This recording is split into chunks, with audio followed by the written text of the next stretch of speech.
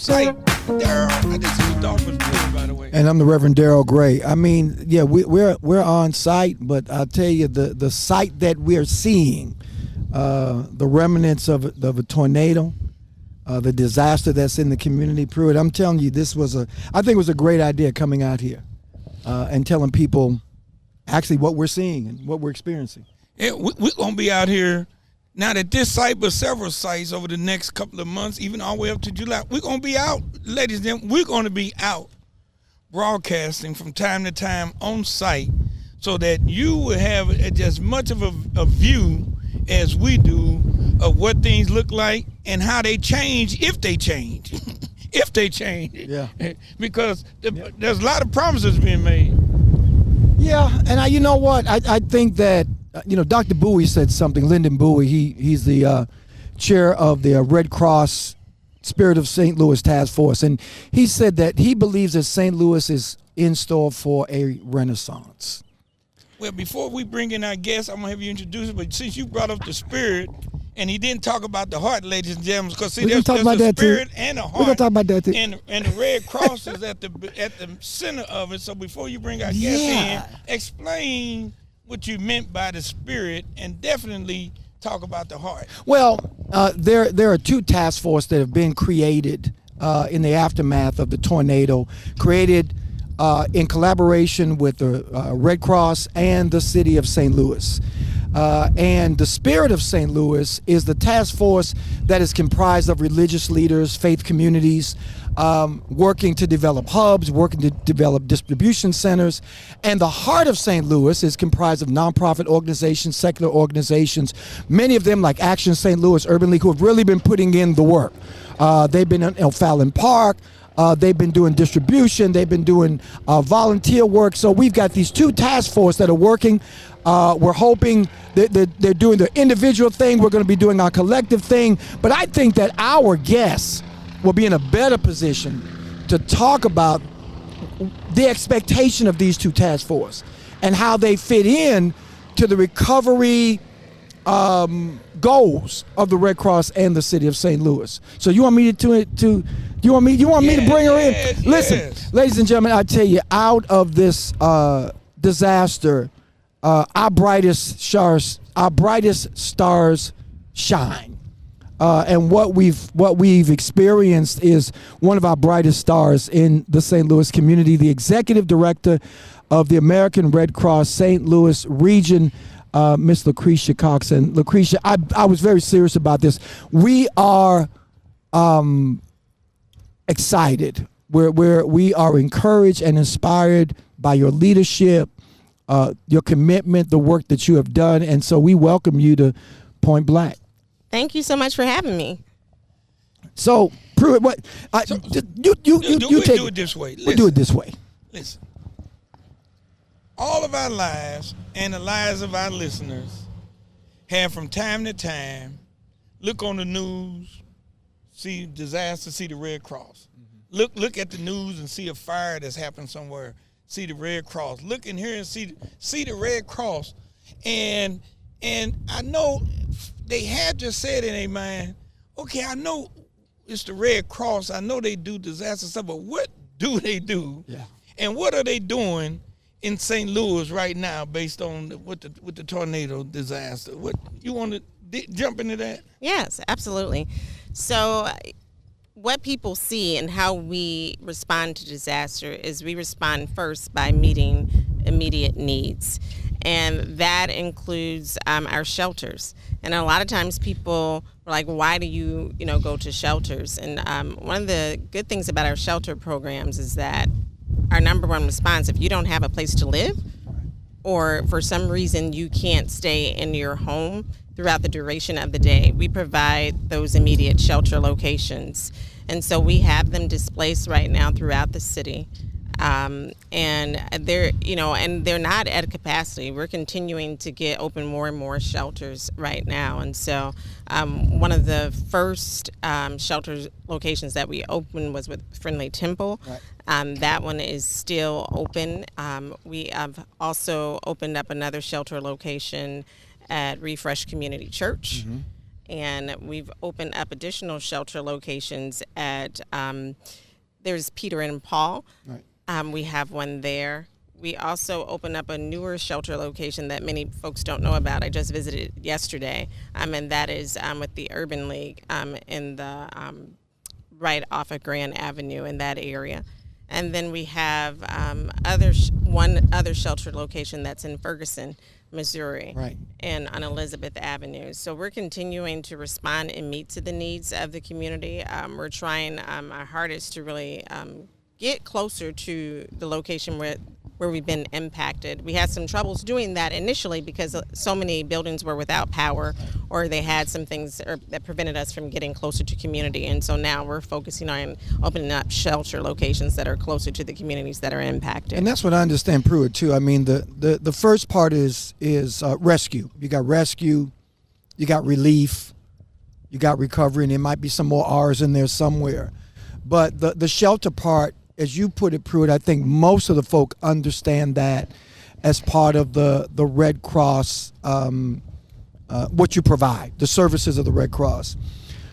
And because, Pruitt, as you brought up in our last program, you got 70% of people impacted by this tornado are renters.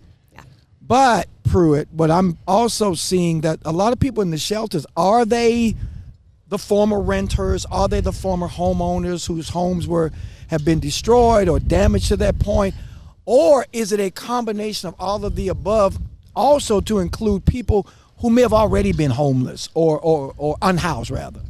We don't turn anyone away at our shelters. We welcome everyone that comes in. What I can say is that we know that there are people that are there that have been impacted by the storm. We have people that work with them, and for sake of the community, we call it a case manager. Everyone that comes to our shelter location will be assigned a case manager. And the good thing about that is that they work with every client that comes in to help them with a plan for transitioning out of a shelter. And so with that plan, it looks different to a variety of people because there are different barriers as to why they can't get into a permanent residence. And so that's, the primary responsibility of that case management work. And that's ladies and gentlemen, that is a very important point that she made, because she's saying that you come in from the time you come in, we're working on the plan to get you out, Right. and working with you in partnership to get you out. That is a very, very important distinction, because a lot of folks, when they think about shelters or hear about shelters, they think about this stereotype they have about homelessness and what those people are. In some of these cases, these are people who were doing just fine until a tornado came Right. in and tore their lives apart. Right. They were doing just fine. They didn't need a shelter. They didn't need a Red Cross. Right. They didn't need anybody from that perspective. But there's one other thing that I found out yesterday when we was meeting with the Red Cross, and I heard them say it before, but yesterday I paid distinct attention to it, is the fact that, folks, everybody is not necessarily going to a shelter, because if there is somebody with some significant medical needs, Right. such as they on oxygen or things or dialysis, things of that nature, where a shelter is now conducive for them, Red Cross would pull them up in a hotel, Right. Yeah. because that's the best place for their health. I loved when I heard that. I loved it, because nothing is more valuable than your health. And I just can't imagine, because I did read one story, and I hope I don't get it wrong, about one of the fatalities was a lady who was on oxygen or Right. something like that, and the Yeah. power went out. Yeah. It was an hour or so before they got to him, Yeah. and when they finally did, she wound up transitioning. And so I was so glad to hear that the Red Cross truly has a heart for dealing with people with health conditions. And you know what? I think too, and I'm glad you mentioned that in LaKricia, because you said, I mean, the shelters are one, and even acknowledging that sheltering people, you have to deal with their situation. That every shelter is not going to be the same, and I think Right. that was one of the concerns that people had. Well, if you got these shelters and you're just talking about warehousing people, but that's not the case at all. Is that the Red Cross You're experienced in this. You understand when people come in, everybody's coming in with individual needs. They're not just individuals, but they have individual needs. And outside of the shelter, because you have a partnership, the Red Cross, I'll call it a partnership with the city of St. Louis and probably other organizations. Tell us about maybe some of those other partnerships and how does that work? Yeah, so we do, many people have heard that we have a partnership with the Urban League, and we do. Right.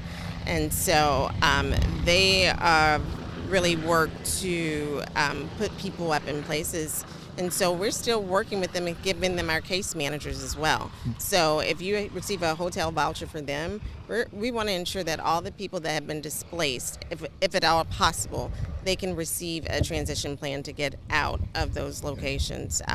We have been working really closely with the mayor's office in constant communication to help them regard on a multitude of things, but mainly from my perspective is planning. And so how do we address needs as they come up and as they arise? And so we can talk about the hubs later, but you know, if we need to open up a new shelter location, for instance, we're talking to the mayor's office. If we need to discuss housing, we're talking to the mayor's office. We have someone with, you know, experience in disasters that we have in the headquarters office, just working with them and making sure that we're getting information out and information is coming in so that we can be in one step with one another. And so it's good just, we work with any administration this way. Right. That's part of my primary role and responsibility is to work with the elected officials to make sure that their needs in the community are being met and that we are being supportive during times of disaster. Hey, we're going to take a quick break, ladies and gentlemen. We're here with the Red Cross today, and Daryl Gray, and Adolphus Pruitt. We'll be right back with more on Point Black.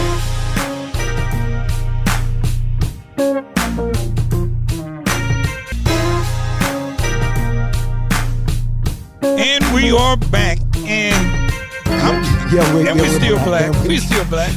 Listen, I think that is going to end up being the motto or the slogan for Point Black. I think Adolphus has coined that. I don't know if he has a trademark or copywritten or anything like that, but he always continues to say, okay, Courtney said that's his thing. We're back and we're still black. Yeah, first of all, we don't have a choice. We're still Point Black. We're still Point Black. Well, I mean, I think Adolphus, though, when LaKricia, hope you don't mind us calling you LaKricia, Executive Director Cox talks about that relationship, particularly with the shelters, because you do much more than help to set up the shelters. You do way more than that. But I just found that interesting because typically the Red Cross is on the disaster folk. They come in 4 weeks, 6 weeks, whatever. It might be less, it might be more, but you're still here. So when the disaster team, the national disaster team leaves, you're still here. And you're still that liaison for the Red Cross and elected officials, but also community as well. Yes. But with those shelters might become a little bit longer. And if the disaster folk leave and you're still here, then is that why it's important to make sure that the city is on board with these creation of shelters and not only creation, but sustaining them too, because we don't know how long recovery is going to be. Absolutely. The national command team will come in depending on the severity of the storm. We have a system in place that lets you know what level of disaster that we're in. And for this tornado, it definitely was at the level where we needed a national command team because our local team and our regional team is smaller and we need the resources. For example, a housing director is coming in to talk about housing.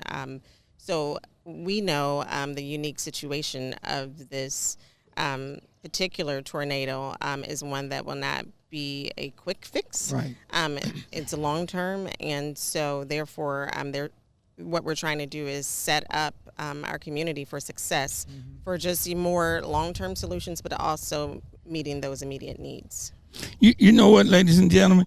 You hear a slogan or a saying or folks throw it out there all the time, especially those progressive activists. They throw Watch out there, yourself. They throw don't out talk there all about the my time. people. They always talking about accountability. You always hear this word accountability.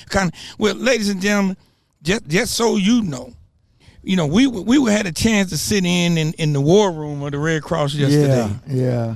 And they were able to tell us every building they've looked at, the condition in most cases that they can tell of those buildings. They can tell us how many people they serving. Right. They can tell us how many meals they delivered, how many people they fed, how many tents, beds, whatever it is, anybody that's doing to help support the recovery. Not only do they know it, they can tell you by the numbers, who it is, where it is, and this and that. When you talk about accountability for a disaster relief organization to hit the ground and to track all of this stuff and continue to track it, I'm gonna salute you. It is great. It is wonderful to see and know that folks that's on the ground doing what it is they're doing. Not only do they do it, but they track it, and they can tell you how well it's going and how well it's not. Now, I thought that was great, Derek. I thought it was amazing. I mean, the level of efficiency, the level of coordination that we saw. But LaKricia, the other side of that is that I learned in conversation, the American Red Cross does not get any government money. I mean, for the most part, you guys are not on, we don't have to worry about you getting cut in the budget. No. But anyway, that's a different story. But what was interesting when your national vice president came in and talked, Brad, that we want people to donate to the Red Cross. And when they donate to the Red Cross, we want you to specify St. Louis disaster relief. Because if you specify St. Louis, then that money will come directly to St. Louis. It's not to say that other monies won't, but I thought that was interesting. I was a little bit nervous at first because I said, well, if Adolphus doesn't open up that wallet and give as much money as he can, then that means that we may not get Adolphus's money in St. Louis. All my money go to our heart. So... But can you talk about that? Because we want people to donate to redcross.org. Ladies and gentlemen, I looked in our files. There is no type of donation from Adolphus Pruitt. I just want to make that clear. When we talk about accountability, BJ said he just made you accountable. He said he has reviewed the file. You didn't see that Monopoly game on the board sitting up there in the corner with all that money in it? Oh, Lord. No. Redcross.org. So, but LaKricia, I mean, because that's what Brad said. And I think that was important because I got a little bit nervous and said, but if people don't give to St. Louis relief, does that minimize or limit the services? Now, that's what just hit my mind. Can you help me out with that? Yeah, so we'll still get services to the St. Louis community. If it's specified, that just means it goes to here. But as Brad was here, it was important to him that he determined what the needs were of this community. Okay. And he walked around this community with me in neighborhoods just like this. And he met with a lot of community leaders other than the clergy. Right. We were at For the Ville. We talked with them. We went to Love the Lou. And I think from our perspective, we're committed to St. Louis. Right. And so we'll make sure that, St. Louis is taken care of. And we have an advocate. So you're also our advocate. Yes, sir. Okay, just want to make sure. And as LaKricia talked about, again, Action St. Louis, Love the Lou, For the Ville, Operation STL, NAACP, Urban League, all of these organizations are all working, and many, many more that we haven't named, who are all working towards relief. Because I don't, we're not at the recovery. We're nowhere near that because we're still trying to get information. We're still waiting on FEMA. We're still waiting on the president to give approval of FEMA, and we're keeping our fingers crossed, saying our prayers, doing everything we're supposed to do. We understand that the governor, Governor Kehoe, is going to be in special session to talk about monies to come to St. Louis. We understand just recently the mayor talked about the possibility of Rams money. So all of that. So, all of these resources, Red Cross, all these organizations, NAACP, church organizations who have stepped up. You mentioned it, Friendly Temple, Refresh Church. We're getting ready to create some hubs in the impacted community. Because, LaKricia, I'll be very honest, Adolphus, I'll be honest, that was my biggest concern. Because, we put services out there. Well, more than that, we put material out there. We put food and water and all that other stuff out there, and people come and get it, but sometimes it really doesn't get to the people who are most impacted. I'm not saying that people who are coming may not be impacted in some way, but we're talking about people impacted by the tornado. How do we at least increase the possibility that they get the need that they're getting? And you talked about the hubs, and you talked about creating these things. Yeah, so we're supporting a lot of different hubs in the area, but with emergencies, with supplies, with food, and with various items. But, we still get calls coming into the Red Cross. We know that there are people that can't get to those locations for whatever reason. And we do know that some of those areas are delivering out, but there's still unmet needs. And so with the spirit of St. Louis Task Force, we want to set up hubs closer to the community so that even if we need to get to those people who can't get out, like our most vulnerable populations, like some of our elderly, I talked with some of the aldermen, and they were telling me, some of these elderly population, they can't get out to places, so we want to make sure that we're meeting those needs as well. And so working with the spirit and the church hubs, we were very strategic about the locations that we put hubs in to make sure not only that, we were serving needs of the community, but also that we were working in conjunction with the mayor's office and these other hubs that have been set up. And so the good thing about it is that, yes, these locations, they'll still receive food, they'll still receive emergency supplies that we offer, but right now we're in the phase where we're trying to get people the finances that they need for our financial assistance program. And so we've been setting up QR codes all over, making sure that people sign up for it, but there's some people we know that just can't figure out how to do it. So we want to make sure we're there. We're providing, volunteers, or we're providing people in those spaces that can help and assist them. And so through these hubs, we hope to accomplish that. And we're telling people constantly that please sign up, but then you're going to receive a text or an email. And we know right now people don't trust texts or emails that are coming with the link or a form because it's just suspicious. We want people to know that you can trust this. So if you get a text, please don't delete the text. It is coming from the Red Cross. And on that form, then you can complete more information, and then you will have access to financial assistance. Yeah, I'm glad you brought that up, because we do need to make sure that one thing we do put out there. So if you need some help cleaning up damage from the May 2025 tornado, you can dial 314-230-8070 and ask for some help. That's 314-230-8070. That's something. That's one of the numbers the city of St. Louis has got up. You need to go to the city's website. You can go to the American Red Cross website if you need some help. And for some reason you're not getting it, or you don't think you know where to go, call that number, or go to the city's website, or call City Hall, period. And they'll direct you to the right place. And you can go to the Red Cross's website, or call the Red Cross. They're trying to direct you to the right place to get the help you need. And it's been good. I mean, all of the alder people, from Michael Browning to Shameen Clark Hubbard, to Sharon Tyus, Laura Keys, and particularly, and my big shout out to the sisters, Shameen Clark Hubbard, Sharon Tyus, Laura Keys. Those alder women have been standing up for the community. I mean, they're in it. I mean, they're not just doing the legislative part of it. They're not just doing the advocacy part of it.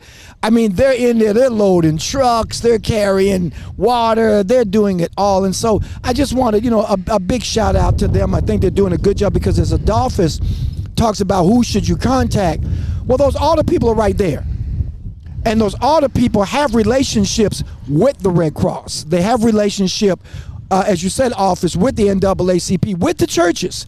And so we want to make sure, and that's why I'm glad LaKricia said it. I mean, what we're building that infrastructure. I mean, somebody mentioned Ferguson. I know Pruitt.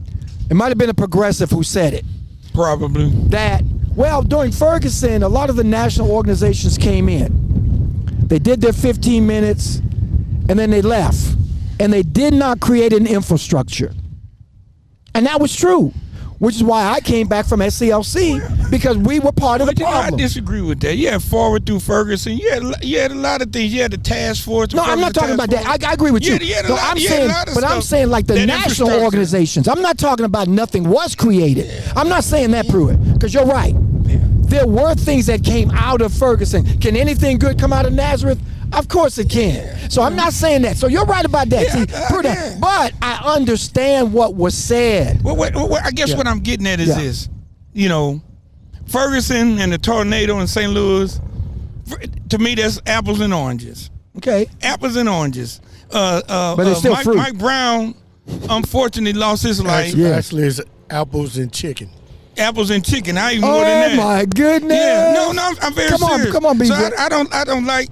I just don't want to get in those sort of comparisons and deal with it, because there are some national organizations, religious organizations, and other organizations that are partnering with the Red Cross, and they come from all across the country. Right. And they come in, they cutting trees, they helping with roofs, they doing debris stuff.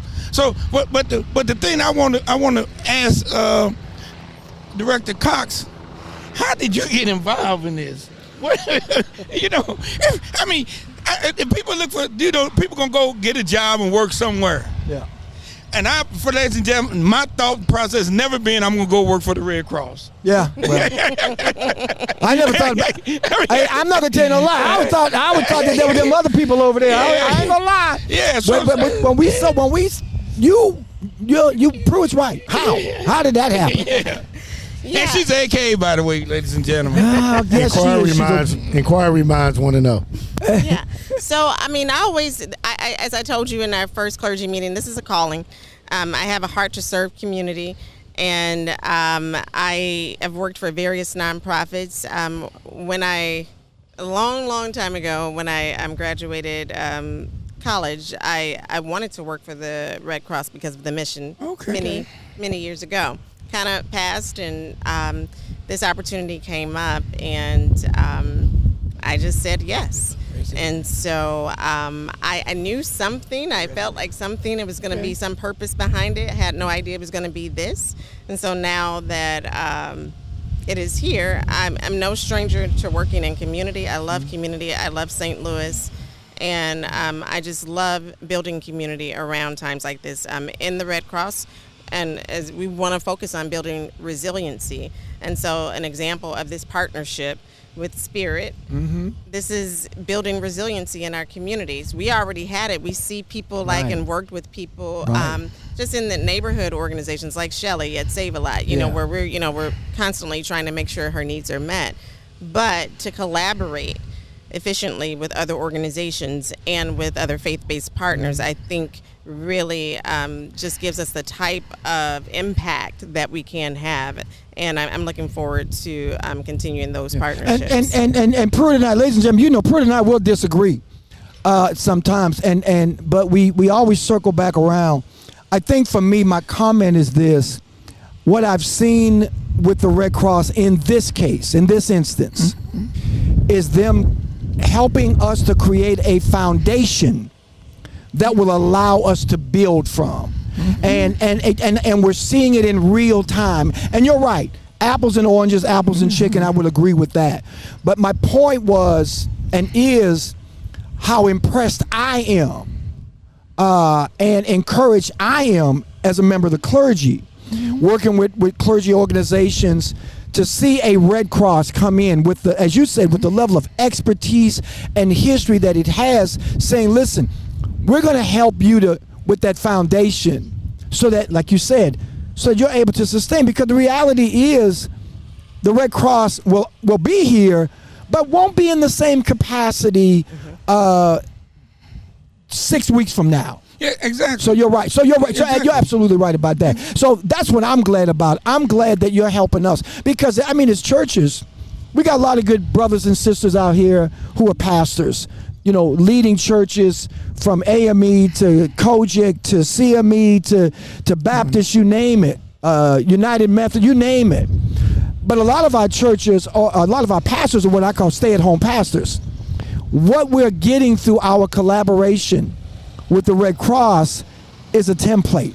It's a roadmap that others have done. And so that's what is making, I think that's what will make Spirit of St. Louis a lot more effective and efficient and productive than if we did not have the Red Cross and the city helping us to do that. Hey, ladies and gentlemen, we're going to take a quick break. We will be right back with more on Point Black. Yeah, we will.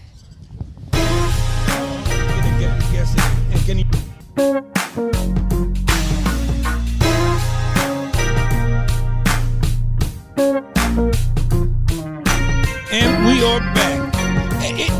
And you know, there's nothing better than to talk to somebody on ground zero and been impacted by all of this. I think we all have been touched by it in many ways. But, you know, it's easy to hear from us. You hear from us every week. But now we want you to hear from the community. You've heard from the Red Cross, and we got a guest. We on site, and we got one of our neighbors that just joined us on the show. You want to introduce yourself? I don't want to mess your name up. Yes, sir. My name is Donald Westbrook. This is my neighborhood. It's a difference when you see it on TV. Right. Being in it gives you a different mind frame. I thank God that He's in my life. He's been keeping me, you know. And it's just a whole different mind. He gives you a whole different mind frame.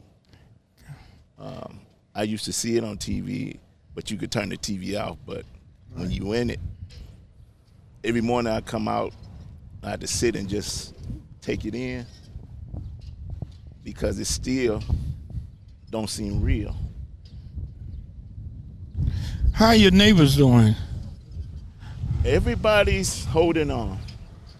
Everybody's holding on. It's a mental stress.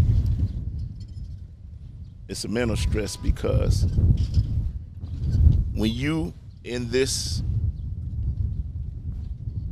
I'm trying to find the right word. Yeah. When you in this situation,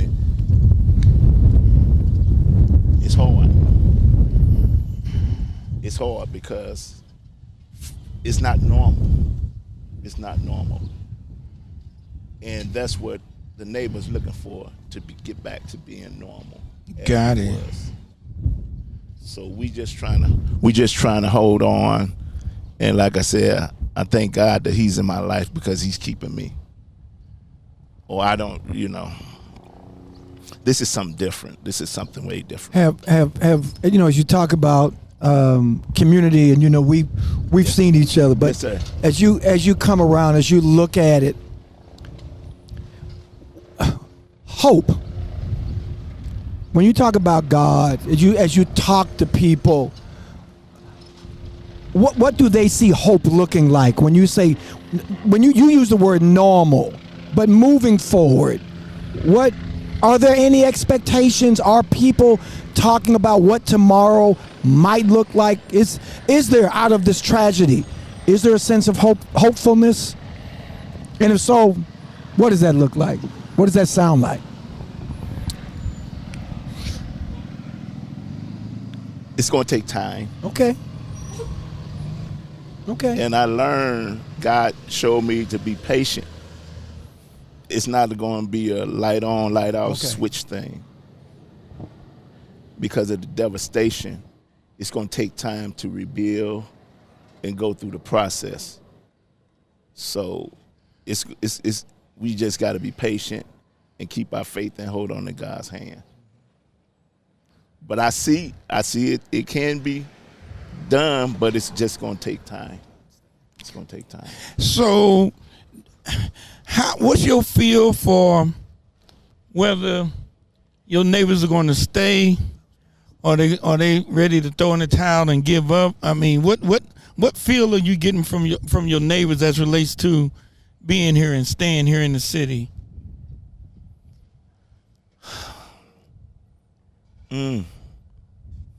I believe some of them wants to stay, but I don't know if they be able to because of the condition of their house. And then one of the biggest things that we're running into is, which insurance. Right. And the position of some of these houses, they're not going to be salvageable. You have to go from ground up and rebuild.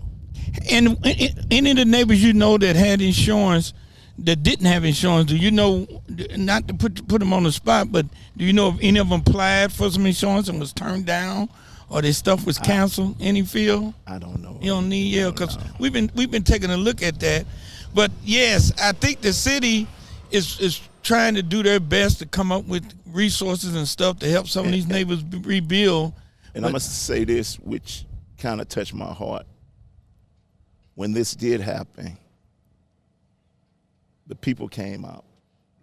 There was no race or gender or anything. Got it. The people came out. Kids came out. And they showed compassion and love. And they did what they could as far as clean up and all that, But they did come out. And then they shared love with bringing food and all that. So that kind of touched my heart because, in these days, people don't want to deal with other folks, but got a question?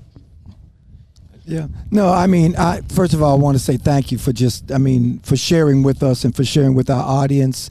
I think we all understand these are difficult times.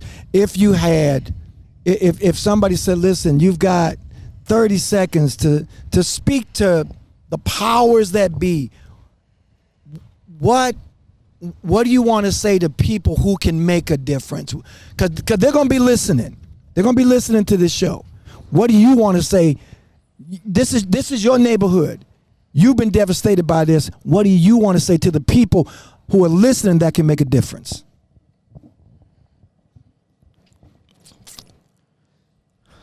I would say that if it's on your heart, you know the right thing to do.